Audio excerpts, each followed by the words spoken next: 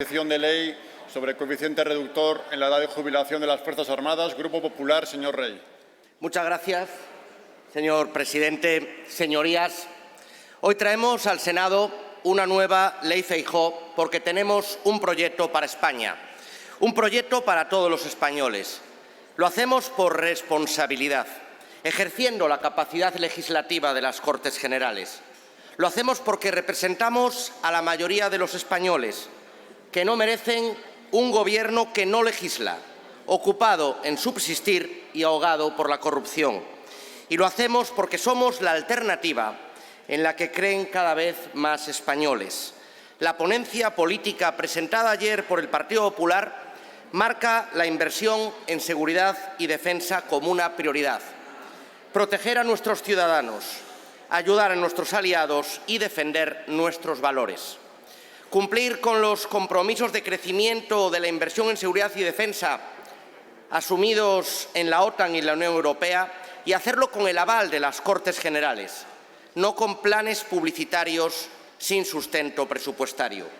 Dignificar el papel de las Fuerzas Armadas supone ponerle nombre y apellidos a las mujeres y hombres que las conforman, que son nuestro principal activo, mejorando sus condiciones laborales, aumentando sus efectivos y su permanencia y apostando por una industria de la defensa alineada con Europa y con una senda inversora plurianual.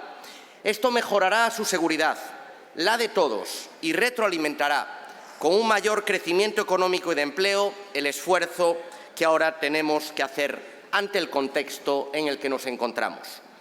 Esta proposición de ley pretende mejorar las condiciones laborales de quienes sirven a España en las Fuerzas Armadas, de quienes con su esfuerzo diario hacen realidad el mandato constitucional. Las Fuerzas Armadas, constituidas por el Ejército de Tierra, la Armada y el Ejército del Aire, tienen como misión garantizar la soberanía e independencia de España, defender su integridad territorial y el ordenamiento constitucional. Entiendo perfectamente que a algunos grupos políticos les cueste escuchar la Constitución española, les cueste buscar el punto de encuentro entre los españoles. Desde luego sabemos desde este grupo, desde el Grupo del Partido Popular, que nuestra responsabilidad es servir al conjunto de los españoles en momentos tan complejos como los que estamos viviendo en este momento. Y para eso consideramos importante mejorar las Fuerzas Armadas como una de las piezas clave de la organización española, como un pilar importantísimo de lo que significa España y nuestros compromisos internacionales. Y para relanzar una organización, cualquier organización, lo primero que tenemos que hacer es cuidar los recursos humanos, incrementar sus retribuciones, no con migajas, su número, tras mermas importantes en los últimos años, y mejorar también sus condiciones de jubilación tras una vida de servicio a su país. La Seguridad Social reconoce como de riesgo aquellas profesiones que por su naturaleza excepcionalmente penosa, peligrosa, tóxica o insalubre acusen elevados índices de morbilidad o mortalidad. Siempre que los trabajadores afectados acrediten en la respectiva profesión o trabajo el mínimo de años cotizados que se establezca, se encuentren en situación de alta o asimilada a la de alta y cumplan los demás requisitos exigidos.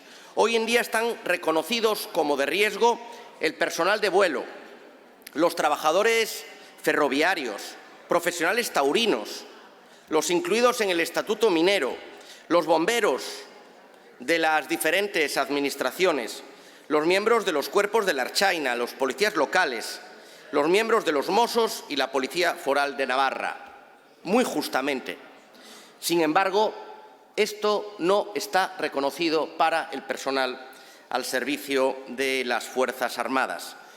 Ninguna otra profesión exige la disposición permanente para defender a España, incluso con la entrega de la vida cuando fuere necesario. Ahora que a muchos se les llena la boca pequeña, no vaya a ser que se enfaden algunos socios con el incremento en gasto en defensa y con el apoyo a la defensa nacional, Este es un buen momento, esta Ley Feijóo es un nuevo buen momento para que lo puedan demostrar, aparte de palabra, con su voto. No podemos hablar de incremento del gasto en defensa sin contar, en primer lugar, con las personas que dedican su vida a la defensa nacional. Y eso es así, pese a quien le pese. Las Fuerzas Armadas, los militares, son nuestro principal activo. Reconocer a las Fuerzas Armadas como una profesión de riesgo contribuye a devolverles parte de su trabajo por este país y también fomentar la cultura de la defensa, favoreciendo la incorporación y permanencia de nuevos efectivos en un contexto mundial complejo. Su salud física y mental también está comprometida por la exposición a situaciones extremas y en muchas ocasiones esta carga se arrastra mucho más tiempo de que termine su misión. Aprobar esta proposición de ley que hoy traemos aquí es, por tanto, una forma de rendir homenaje a su sacrificio y a las duras realidades a las que se enfrentan. Y también nos permite cumplir con una de las reivindicaciones de las asociaciones de militares que también se debatió y trasladó al Consejo de Personal. Este reconocimiento permite iniciar el procedimiento para establecer esos coeficientes reductores, anticipar la edad de jubilación y mejorar los importes de la misma. Señorías, ¿ustedes creen que es justo que a un miembro de las Fuerzas Armadas que participa en misiones de alto riesgo no pueda aplicársele el mismo coeficiente reductor que a un policía local o que a un bombero de cualquier otra administración? Creo francamente que eso no es equitativo, creo francamente que eso no es igualitario y de verdad creemos, señorías, que esto no es progresista. Esto es injusto y por eso tenemos que cambiarlo desde este momento. Soy alcalde de Ferrol, una ciudad que nació en 1726 por una real orden de Felipe VI al servicio de España y de la defensa nacional. Les invito a venir a mi ciudad y que le digan a todas esas familias que esperan en tierra a que llegue la Cristóbal Colón, la Álvaro de Bazán o el Patiño, a que sus maridos o sus esposas no tienen una profesión de riesgo. Que les digan que no merecen una jubilación como la que debidamente tienen reconocidos los policías locales o la Policía Nacional. Señorías, si están de acuerdo en aumentar el gasto en defensa como lo estamos nosotros, estarán de acuerdo en reconocer a quienes integran las Fuerzas Armadas. Es algo de justicia. Aumentar el gasto, o mejor dicho, la inversión en defensa, es también aumentar la inversión en nuestro personal, cuidar a nuestras tropas, a nuestros soldados, al personal civil, a nuestra gente y a sus familias, cuidar a ciudades que con orgullo contribuimos a la seguridad y la defensa. Y esto es lo que traemos hoy aquí. Hoy pedimos la unanimidad de esta Cámara para aprobar esta proposición de ley de modificación del Real Decreto Legislativo 8/2005, incorporándole una disposición adicional. La edad ordinaria exigida para el acceso a la pensión de jubilación, conforme al artículo 205.1a, se reducirá en un periodo equivalente al que resulte de aplicar el coeficiente reductor del 0,20 a los años completos efectivamente trabajados como miembro de las Fuerzas Armadas. 60 años o 59 años en los supuestos en que se acrediten 35 o más años de efectiva y cotización a las Fuerzas Armadas. Se mantendrá el derecho a esos mismos beneficiarios que permanezcan en alta por razón de desempeño en una actividad laboral diferente hasta su jubilación o pase a la situación de retiro con carácter forzoso voluntario. Los miembros de las Fuerzas Armadas acogidos al régimen de clases pasivas previa solicitud podrán pasar a integrarse en el régimen general de la Seguridad Social, algo que vemos también muy importante, pues atiende a tipos de cotización adicional. Y una disposición final, porque esto tiene que incorporarse en unos presupuestos generales del Estado. Sabemos que eso es la última prioridad de quienes nos están gobernando, pero es de verdad que imprescindible para hacer realidad estas modificaciones normativas. Por eso esperamos de verdad, desde este grupo mayoritario, que prime la justicia y la igualdad sobre los intereses de partidos Derribemos muros y tratemos de unir a los españoles y respetemos la democracia. Si sale aprobada esta proposición, no la frenen en el Congreso de los Diputados. Piensen en nuestros familiares y en su familia y no en seguir dividiendo a los españoles. Muchas gracias.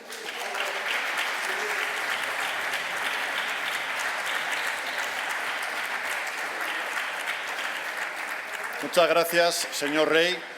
Portavoces mixtos, señora Gómez. Gracias, señor presidente. Buenos días, señorías. Señorías, pocas instituciones hay en España tan importantes como las Fuerzas Armadas. Son para nuestro país el elemento esencial de la defensa y constituyen una entidad única que se concibe como un conjunto integrador de las formas de acción de cada uno de sus componentes, el Ejército de Tierra, la Armada y el Ejército de Aire. Los miembros de las Fuerzas Armadas ponen sus vidas al servicio de España y a sus necesidades. De hecho, se les exige estar en disposición permanente para defender nuestro país, incluso con la entrega de vida cuando fuese necesario. Hoy comparezco aquí en el Senado para manifestar la postura de mi partido, la postura de Vox, respecto a la reforma contenida en el Real Decreto Ley 8/2015 de 30 de octubre que modifica la Ley General de la Seguridad Social para incluir a las Fuerzas Armadas dentro del régimen de aplicación de coeficientes reductores en la edad de jubilación. Un decreto que se aprobó con la finalidad de adaptar el sistema de pensiones a colectivos con actividades especialmente exigentes y arriesgadas, reconociendo que no todos los trabajadores deben o pueden jubilarse con la misma edad. Señorías, las Fuerzas Armadas desempeñan un papel vital para nuestra soberanía y para nuestra seguridad. La naturaleza de su trabajo, como es el desgaste físico y psicológico, el riesgo inherente y las condiciones en que prestan servicio, justifica que puedan acceder a la jubilación anticipada con la aplicación de coeficientes reductores. Por ejemplo, el artículo 202.1a de la Ley General de Seguridad Social establece guarden silencio, por favor, que se podrán aplicar coeficientes reductores para determinados trabajadores cuya actividad produzca un desgaste especial, y este artículo especifica y reconoce que nuestros militares están incluidos en este supuesto. Señorías, se trata de justicia social. Es una realidad de aquellos que dedican su vida a defender nuestra patria, no pudiendo exigirle que mantengan en activo su actividad hasta edades elevadas, como ocurre en otros sectores. Defender España no es solo una cuestión de seguridad, sino también de dignidad y reconocimiento social, siendo la protección y el bienestar de quienes nos defienden una prioridad. Esta medida es solo el primer paso. Es por lo que instamos a continuar reforzando las condiciones laborales y sociales de las Fuerzas Armadas, garantizando que tengan los recursos de estabilidad y el reconocimiento que merecen. Porque una defensa fuerte es la base de una España libre y segura. Y para ello necesitamos que nuestro ejército esté motivado, protegido y, además, valorado. La seguridad nacional, señorías, es un interés común y va más allá de cualquier ideología política. Y concluyo y termino mi intervención diciendo que desde Vox consideramos que esta modificación es un reconocimiento justo y necesario al sacrificio y a la dedicación de las Fuerzas Armadas. Y es por lo que seguiremos defendiendo los derechos y la dignidad de aquellos que defienden a España. Muchísimas gracias. Muchas gracias, señora Gómez. Izquierda Confederal, señor Chinea. Gracias, presidente. Señorías, desde Agrupación Socialista Gomera queremos expresar nuestro apoyo a esta toma en consideración de esta proposición de ley que plantea una modificación que creemos a nuestro juicio justa y necesaria en el marco normativo de la seguridad social, como es esa inclusión de los miembros de las Fuerzas Armadas entre los colectivos que pueden acceder a coeficientes reductores en la edad de jubilación, en atención a su propia naturaleza singular de este trabajo, exigente y rigurosa, como digo, de la actividad profesional. Y es verdad que actualmente profesiones como la de bombero, buceador, ferroviario o tripulante aéreo, todas ellas merecidamente, señorías, cuentan con este reconocimiento. Sin embargo, a quienes prestan su servicio en las Fuerzas Armadas en este país, sometidos a condiciones operativas similares o incluso, me atrevo a decir, que más severas que las mencionadas anteriormente, señorías, no disfrutan a día de hoy de esta posibilidad. Y esta asimetría resulta injustificada y creemos que debe corregirse, señorías, porque estamos hablando de un personal que asume con una naturalidad, pues ya lo recoge la Ley Orgánica 9/2011, esa disposición permanente para defender a este país, incluso con la entrega de la vida, si la ocasión, pues, por desgracia, es necesaria. Y es que esta disposición no es retórica, señorías, y es que cada año nuestros militares sufren accidentes, sufren lesiones e incluso fallecimientos en actos de servicio. Corren ese riesgo en las misiones de paz en el extranjero, donde, por cierto, su comportamiento, señorías, ha sido siempre irreprochable y también, como digo, en tareas de protección a las que son llamadas en caso de catástrofe o de urgencia. Y esto es algo que en mi tierra, que en Canarias, sabemos bastante por ese espectacular desempeño de la Unidad Militar de Emergencias, la UME, tanto en varios incendios forestales como también en la erupción volcánica de la isla de La Palma en el año 2021. Y sin embargo, con todo esto, su régimen de jubilación sigue anclado en una lógica funcionarial que no contempla los riesgos ni tampoco sus singularidades en la que su propia actividad implica. Por eso, la proposición que hoy estamos debatiendo propone establecer un coeficiente reductor del 0,20 por año trabajado y también esa posibilidad de jubilación sin penalización a partir de los 60 años o incluso también a los 59 años con 35 años en actos de servicio. Por eso creemos que estas cifras, señorías, son bastante razonables en línea con el trato que reciben otras profesiones de riesgo en este país. Además, también la propuesta prevé un sistema financiero equilibrado con cotizaciones adicionales y una dotación presupuestaria específica para este caso.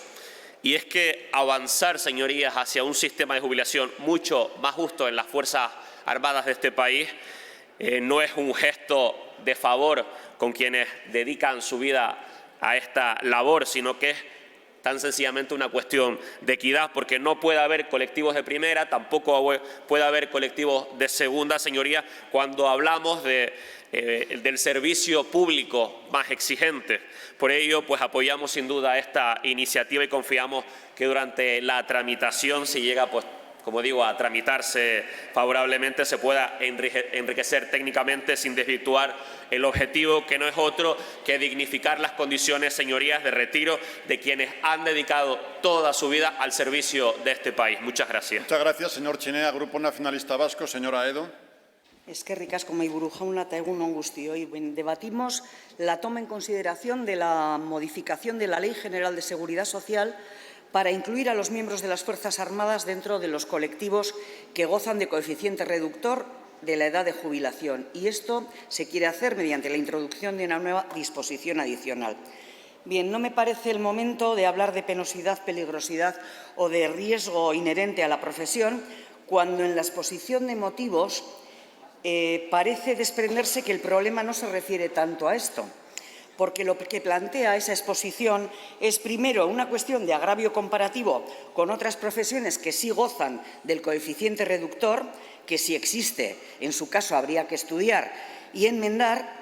Y, en segundo lugar, y es en lo que más abunda la exposición de motivos, pero que ni lo ha mentado el senador Rey, no ha hablado en absoluto, deriva de que muchos miembros de las Fuerzas Armadas están acogidos al régimen de clases pasivas.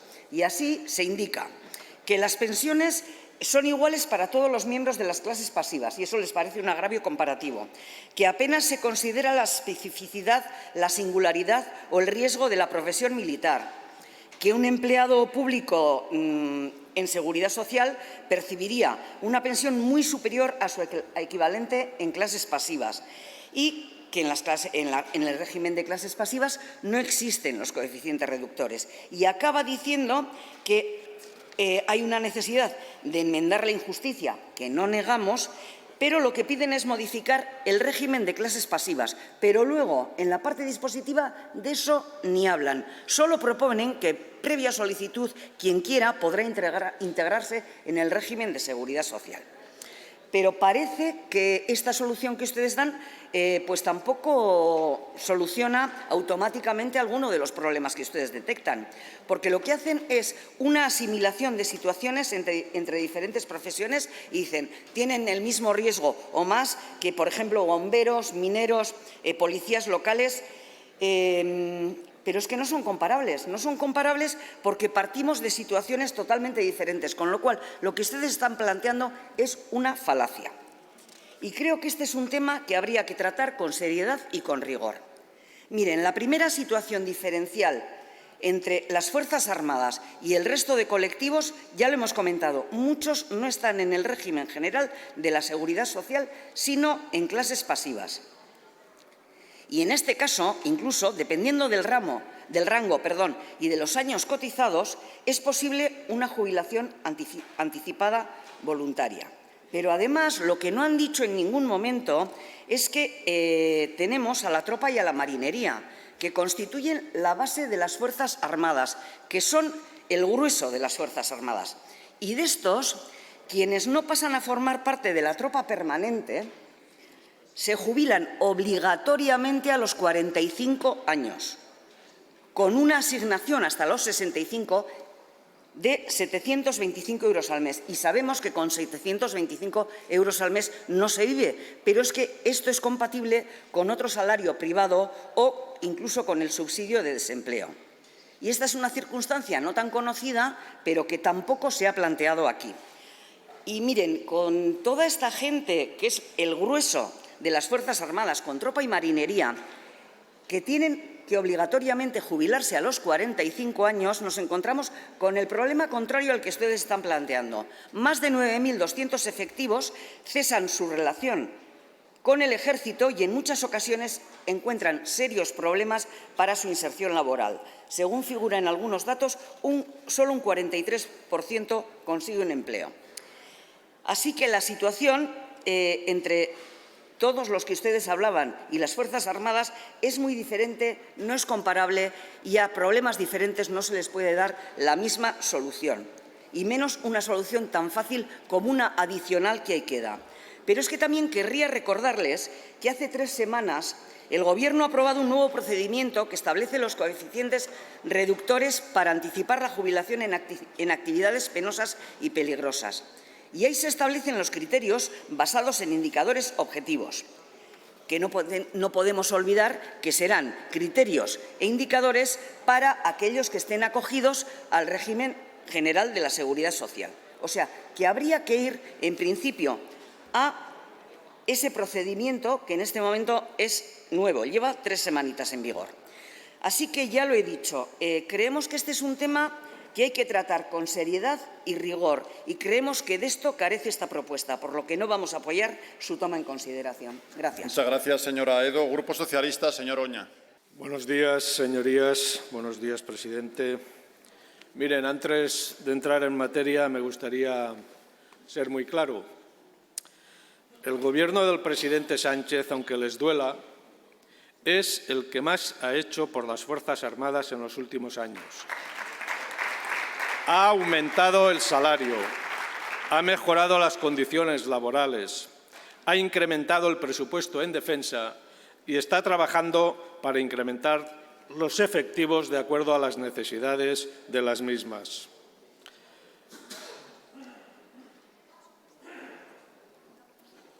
Respecto a la proposición que nos trae el Partido Popular, por la que pretende modificar el Real Decreto Legislativo 8/2015, de 30 de octubre, para incluir a las Fuerzas Armadas como uno de los colectivos con coeficiente reductor a la edad de jubilación, señorías, considero que les hubiera sido muy útil haberse leído sin prisas el articulado del Real Decreto Legislativo de referencia, si es que se lo han leído.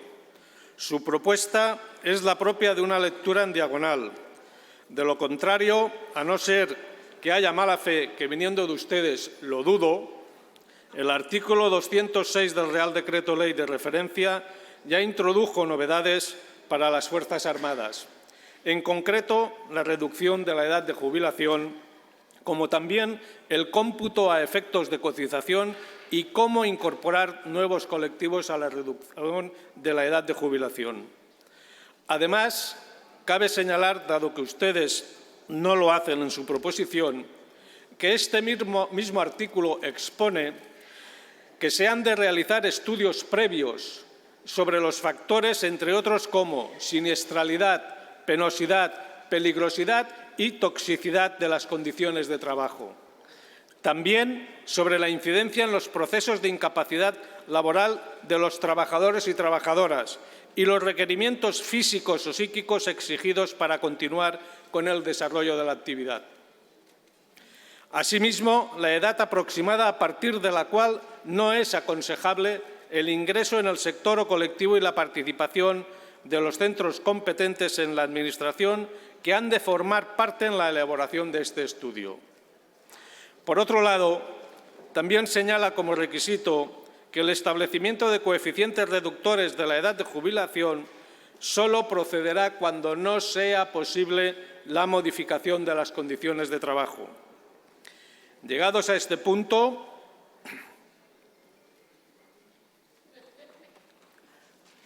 recordarles que la Ley General de Seguridad Social determina que el establecimiento de coeficientes reductores de la edad de jubilación solo procederá cuando no sea posible las modificaciones de las condiciones de trabajo. Señorías, el militar cuenta con la situación de reserva prevista en el artículo 113 de la Ley de Carrera Militar, situación que con carácter previo al retiro a los 65 años, al llegar a la edad de 61 para los cuadros de mando y 58 para la categoría de tropa y marinería, cesa en servicio activo, sin poder retornar a dicha situación, pudiéndose ocupar los destinos que determine expresamente el Ministerio de Defensa. Conforme al Real Decreto 456/2011, que aprueba el Reglamento de Destinos del Personal Militar Profesional, el personal en reserva no podrá ocupar destinos en los que ejerza el mando de fuerza. Por otra parte, el artículo 75 de la Ley 39/2007 de la carrera militar, relativo al desarrollo de la carrera, establece que para responder a las exigencias de la organización militar en los primeros empleos de cada escala, los militares profesionales ocuparán preferentemente puestos operativos, perfilando luego sus trayectorias profesionales hacia funciones de carácter técnico, logístico, de gestión y administrativas, lo que nos permite afirmar que con carácter general el nivel de peligrosidad y penosidad va disminuyendo. Se va adaptando a la edad y variación en las condiciones físicas del personal. Señorías, no tienen en cuenta que la pensión de jubilación está en función del haber regulador del grupo de pertenencia, siendo este inferior, en condiciones normales, a las retribuciones que percibe en situación de reserva.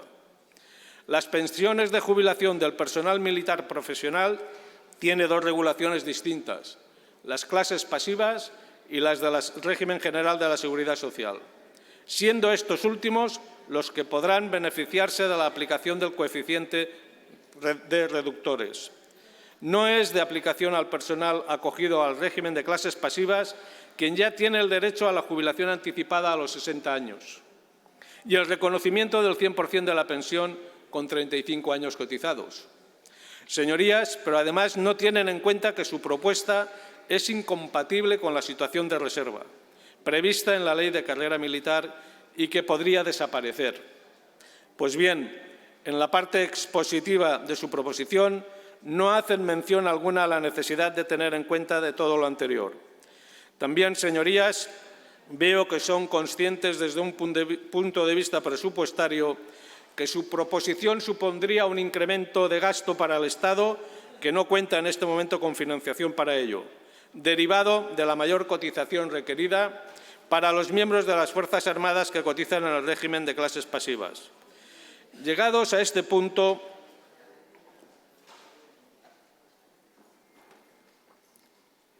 perdonen que malpiense, dado que parece, solo parece, que ustedes, que no han dejado de azuzar a los diferentes colectivos servidores públicos, como fiscales, jueces, policías, guardias civiles, y ahora piensan hacer lo mismo con las Fuerzas Armadas, ¿o nos quieren predecir o adelantar algún evento, señorías del PP? ¿O nos quieren anunciar que darán respaldo a los presupuestos generales del Estado para poder abordar lo que ustedes demandan? Por si acaso les he generado incertidumbre, les adelanto que para que no tengan que pensar mucho, no vamos a dar nuestro apoyo a la proposición que nos plantea. Muchas gracias.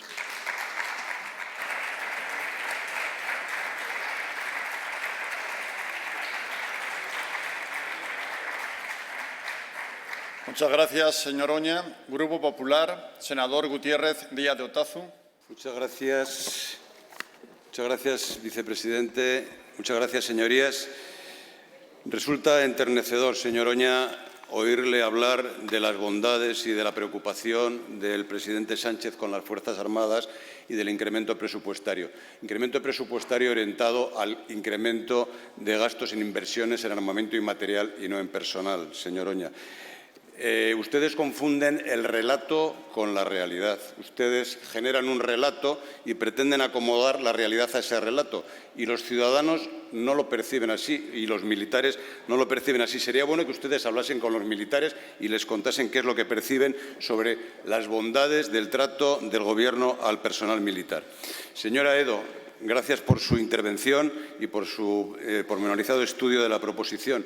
Los militares de tropa y marinería no se jubilan a los 45 años, pasan, como usted lo ha dicho, a la situación de reserva y se jubilan a los 65 años como el resto de funcionarios. No hay una situación intermedia. Y esa reserva de especial disponibilidad es una reserva inoperante que les concede, como usted bien ha dicho, una subvención durante el periodo de tiempo que pasan desde su pase a la situación de reserva de especial disponibilidad a la de retiro.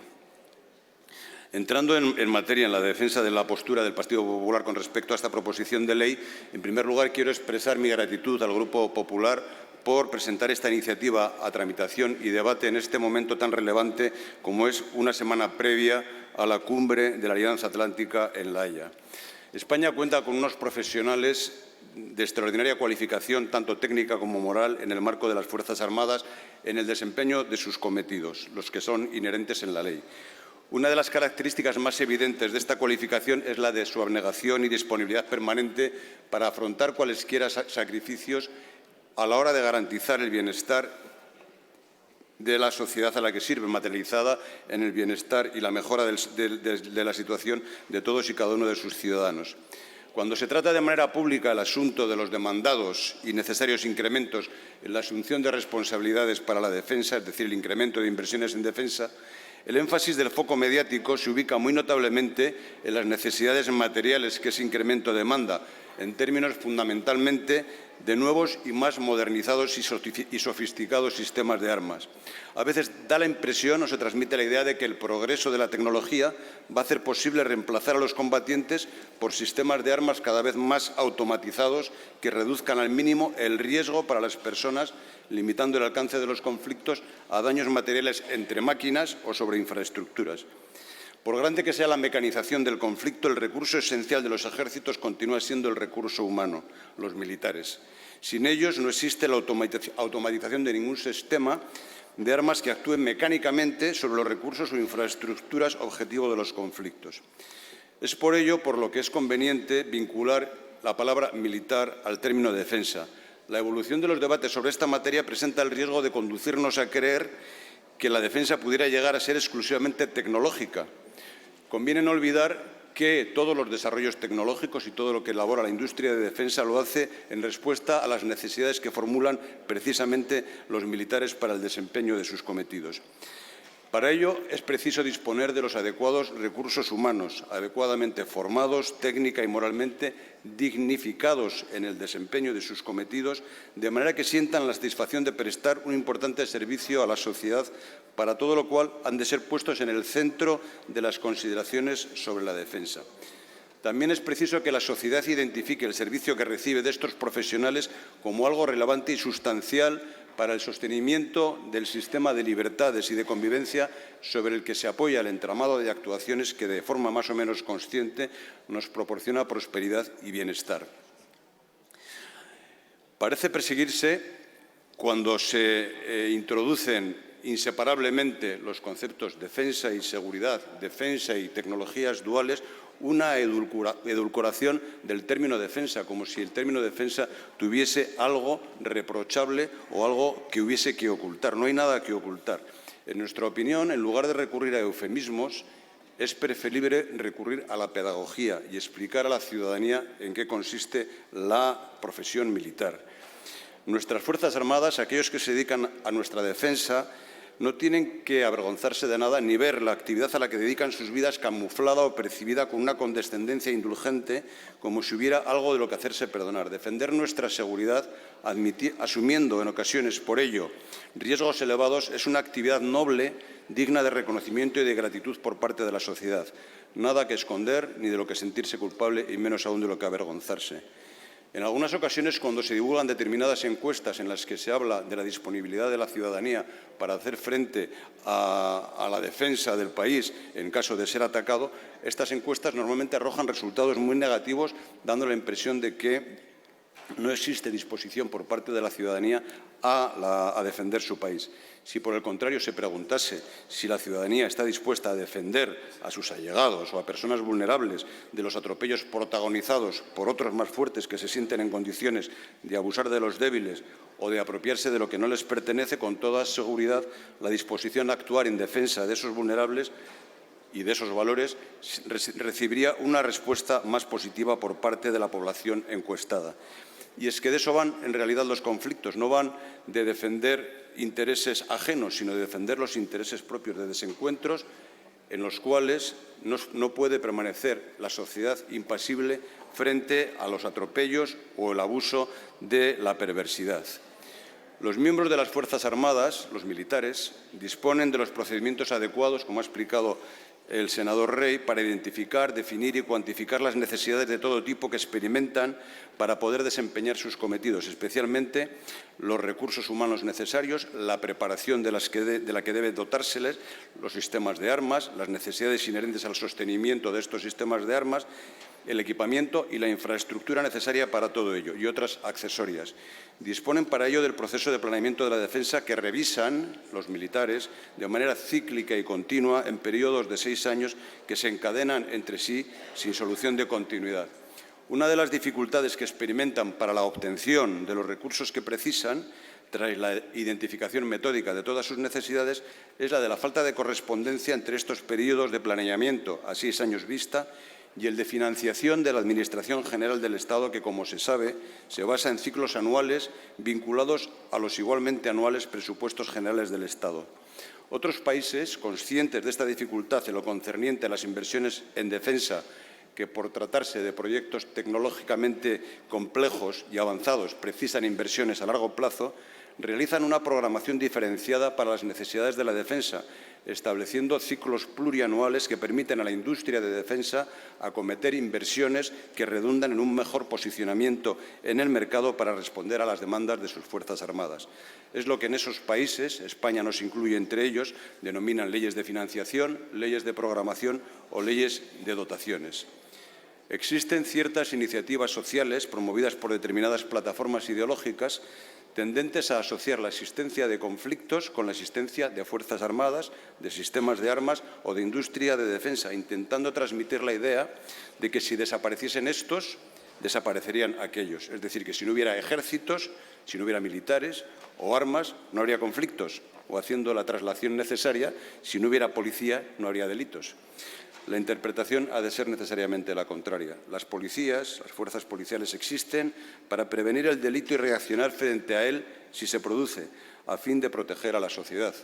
De igual manera que los ejércitos y las armas existen para prevenir los conflictos o reaccionar frente a ellos si se producen, a fin, igualmente, de proteger a la sociedad.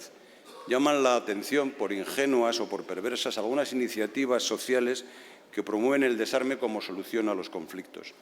Lo que ha de hacer una sociedad moderna, y lo que de hecho hacen las naciones modernas, entre las que España se incluye, conscientes de los riesgos a los que se enfrentan, es dotarse de los recursos humanos militares adecuados, formados técnica y moralmente de manera coherente con los valores de la sociedad a la que defienden, y mantenerlos adecuadamente equipados para resultar disuasorios frente a esos riesgos, desempeñando de manera eficaz y digna, y repito en el adjetivo de digna, la defensa de la sociedad en cuyo beneficio trabajan, la defensa militar.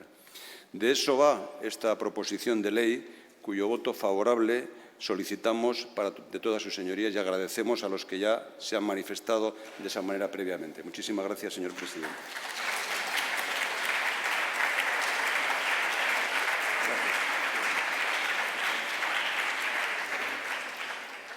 Muchas gracias, senador Gutiérrez Díaz de Otazu.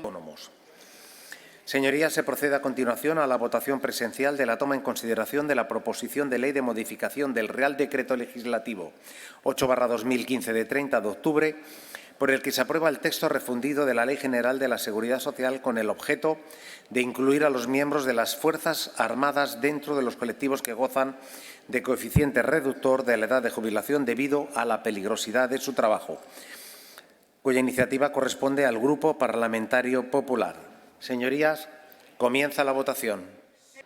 Señorías, han emitido 259 votos, votos a favor 148, votos en contra 106, abstenciones 5.